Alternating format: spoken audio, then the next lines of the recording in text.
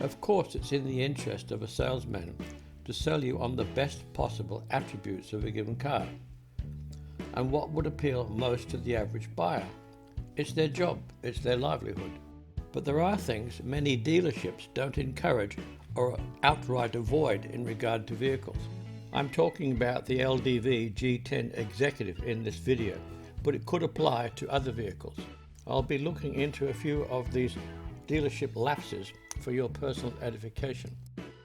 The first is the origin of the LDV G10. If you don't ask, they won't tell.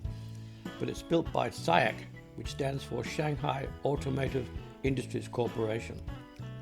Remember those early days when Japanese cars first arrived in Oz? Many Aussies were quick to slag them as Jap rubbish, and then Korean rubbish, and now it's China's turn. In spite of SIAC being the largest manufacturer in China, the 7th biggest in the world, making 7 million vehicles a year, with state-of-the-art factories in Shanghai, Nanjing, Zhengzhou, Thailand, India and UK. There is still prejudice against new foreign vehicle companies. Next is a hard imposition dealers put on you without your knowledge. A twist of the wheel on the indicator stem will display the most important information in the G10, remaining distance to service. With more twists of the wheel on the indicator stem, you will see a whole range of digital data available to you. It shows your tyre pressures, 2 trip computers, fuel range, economy, average speeds, etc. Then press the menu button and get another list of digital functions, all incredibly useful on a road trip, keeping you informed. But once that remaining distance to service hits 0, you and your intelligent G10 digital system are sent back to the Stone Age of the 1980s, where now all you have is an analog speedo, a fuel and temperature needle. Your digital system is gone. Perhaps you are 500 kilometers from home and suddenly you have none of those state-of-the-art digital features you've been relying on till now. You can thank your dealership service center for that. No dealership has the right to impound your car's digital system and force you into an immediate service situation. Supposedly, when the screen locks up, you can start up the G10 engine and then immediately press the button on the stem 5 times within 3 seconds.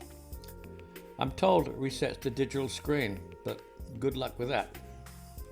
You have no obligation to service your G10 with the dealership to keep your warranty. If they refuse to generously modify your distance to service so you don't get caught out, you can use any qualified mechanic. Something else salesmen really explain when you buy is, if I get a flat tire, where are the tools? Where's the tire? Superficial? Not for mechanically limited drivers. This is important. You have a jack, a reflector pack, a nut spanner and a weird looking bolt.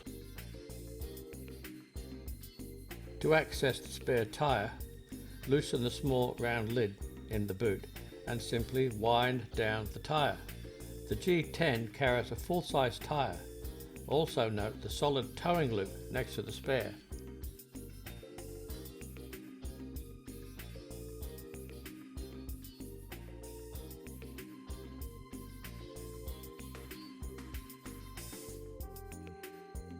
Salesmen will never mention fuses. Too confusing? Yet it's important in a state-of-the-art vehicle like the G10 Executive. Fully loaded, the user manual says it uses up to 80 fuses. You should at least know where they are. The small drawer next to the driver hides some of them. The drawer can be fully opened, showing the fuse bay behind.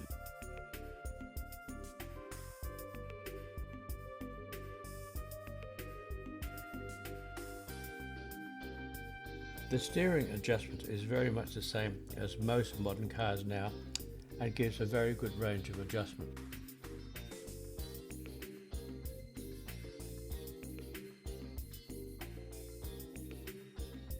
The wash fluid for your rear window is tucked away in the boot.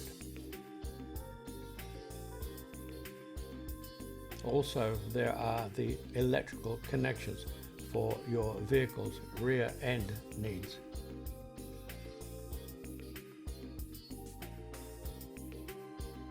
The front toe pin is the threaded bolt with a loop on the end of it in the toolkit. In the front of the vehicle there is a small access port. Opening it reveals a hole that the threaded bolt can be screwed into for towing out of bolt or accident situations.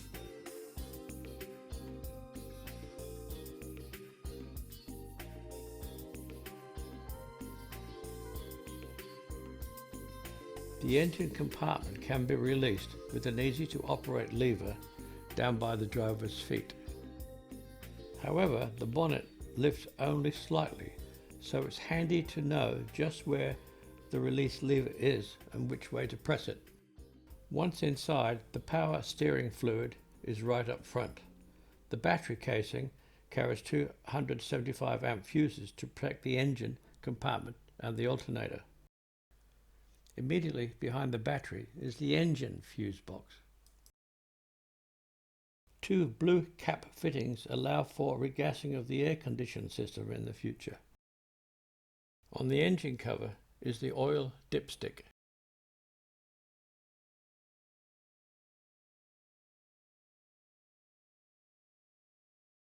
To the left is the brake fluid reservoir.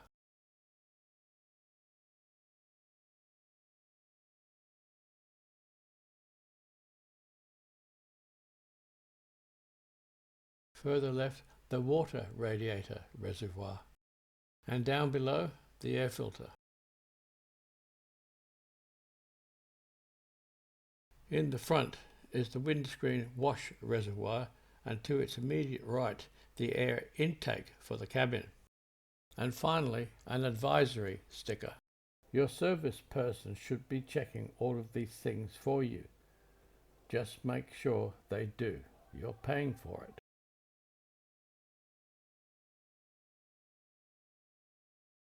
Alright, so the 2-litre turbo LDV G10 does have an intercooler. I will show you. So there's your little Garrett turbo. There's your outlet pipe from the turbo. Goes down there, down the bottom you can see it. And goes to the intercooler, which is right there. Don't know if you can see it. That's a little silver intercooler there.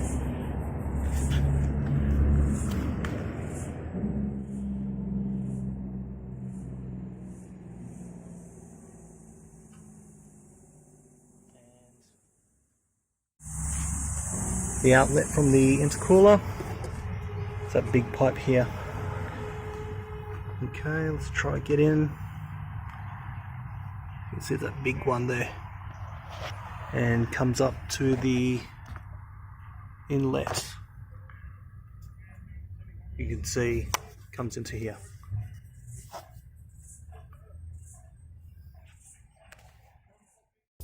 The remote has 4 buttons on one side, with open, lock and 2 side door buttons.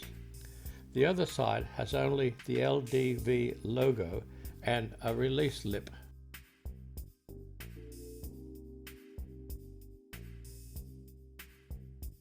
To change the battery, stick your thumb into the keyring so you can apply a slight pulling pressure, then press the release lip with a small screwdriver.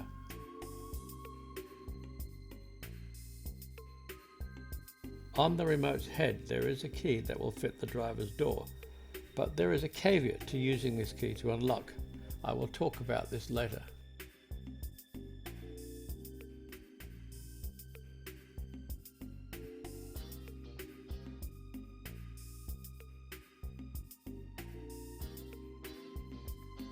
Use a tool to gently breach the casing, and be careful not to lose the 2 little springs. Gently tease the battery out. It's a common CR2032.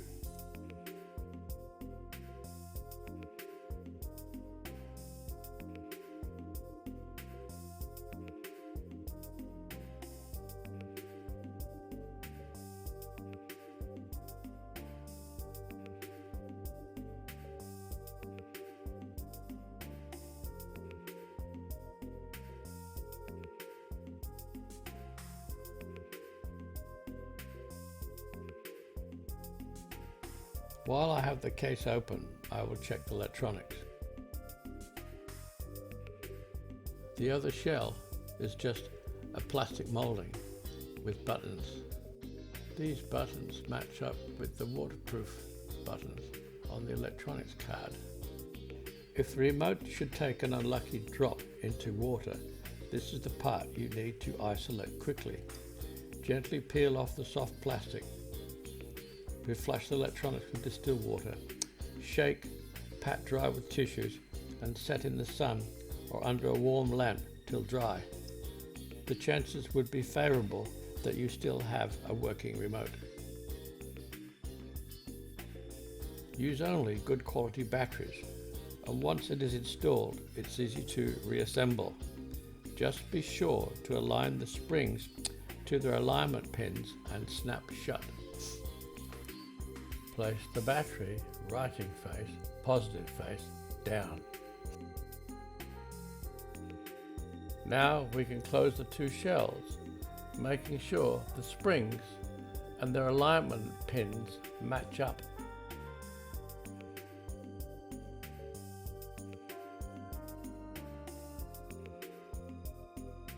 Now we come to the weakness of all keyless entry, keyless start systems. Imagine you're 500 kilometers from home enjoying Australia's bush, historic sites, beaches and nature. But when you return to your G10 Executive, you realize that along the way somewhere you have lost or damaged your G10 remote. As far as your G10 security system is concerned, you're just another stranger and in big trouble. But you can prevention prepare using the second remote before you go on the trip. Take the second remote and remove the header as you did before.